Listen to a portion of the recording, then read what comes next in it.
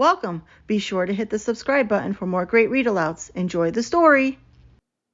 How I Met My Monster, written by Amanda Knoll, illustrated by Howard McWilliam.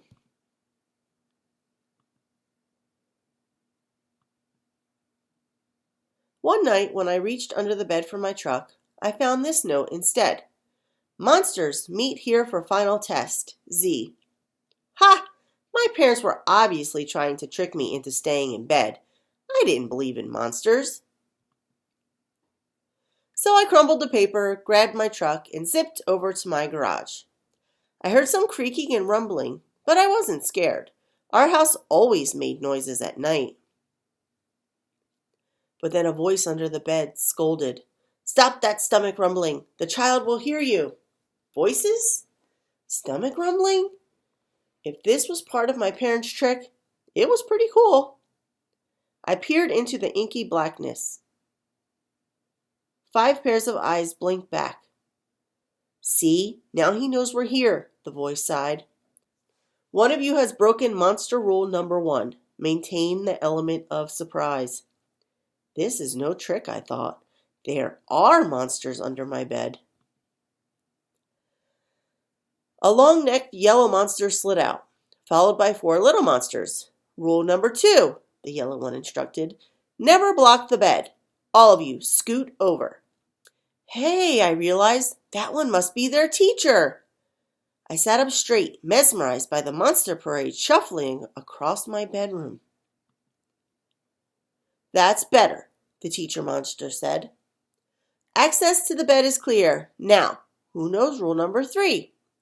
The purple monster teetered on his tiptoes and gurgled, "Get the child into bed." "That's correct, Genghis." "And how would you do that?" "Well, Mr. Z, I would roar my scariest roar." "All right, give it a go." Genghis took a deep breath, opened his mouth, and let out a tiny blurp. "Stomach rumbling would have a better chance of getting me into bed than that funny little noise," I laughed.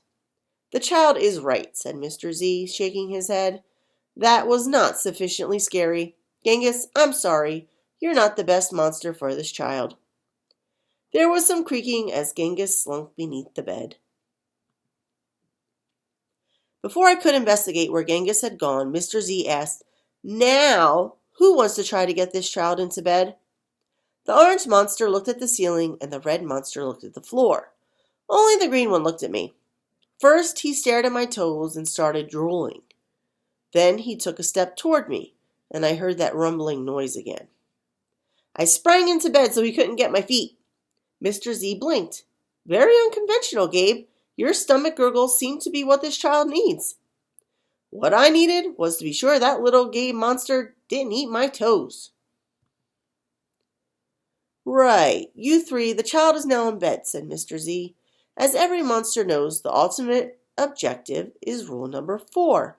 Who can tell me what that is?" The orange monster bounced and squeaked. "Keep the child in bed until it falls asleep." "Correct, Morgan. And how would you accomplish that?" "Shadow puppet, shadow puppet," she squeaked again. Gabe whistled through his nose, and I snickered. But Mr. Z said, "Interesting idea. Try it." Morgan hopped onto the night table and flailed her arms near my lamp. Silly shadows blobbed onto the wall, and a cloud of fluffy fur tickled my nose. Achoo! "Morgan, stop at once," Mr. Z ordered. "You're supposed to scare him, not make him sneeze." "I'm sorry, but you're not a match either."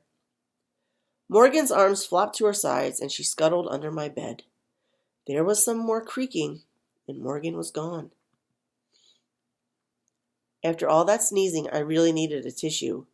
Suddenly, a huge shadow of uncut claws loomed across my room. "Awesome," I thought, and kind of scary. I froze in place. "Powerful performance, Gabe," said Mr. Z. "But do either of you see a problem?"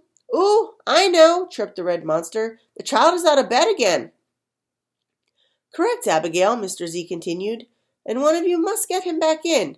Let's revisit rule number 1. Maintain the element of surprise." All at once, poof! The monsters vanished.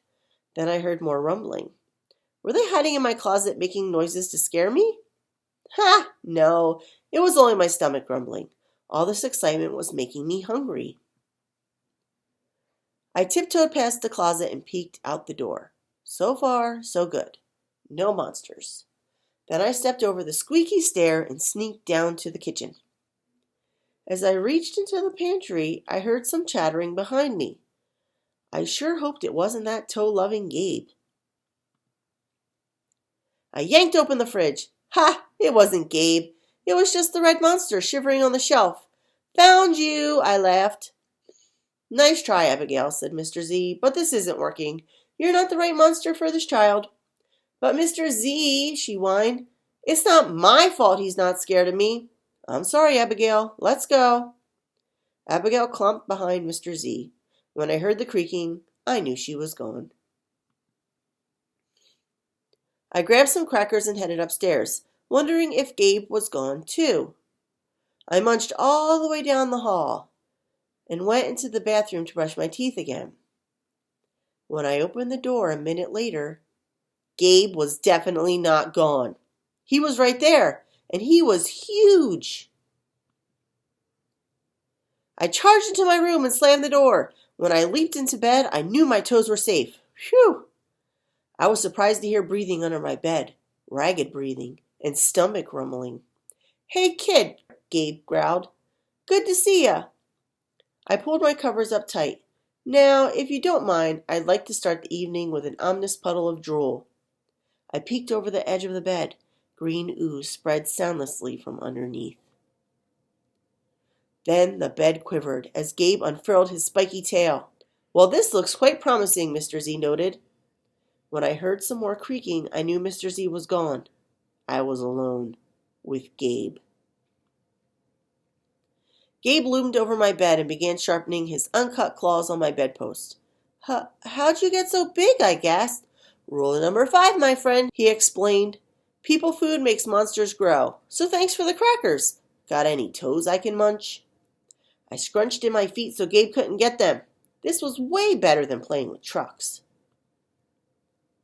No toes tonight, but you can have this, I offered, tossing a stuffed monster off the bed.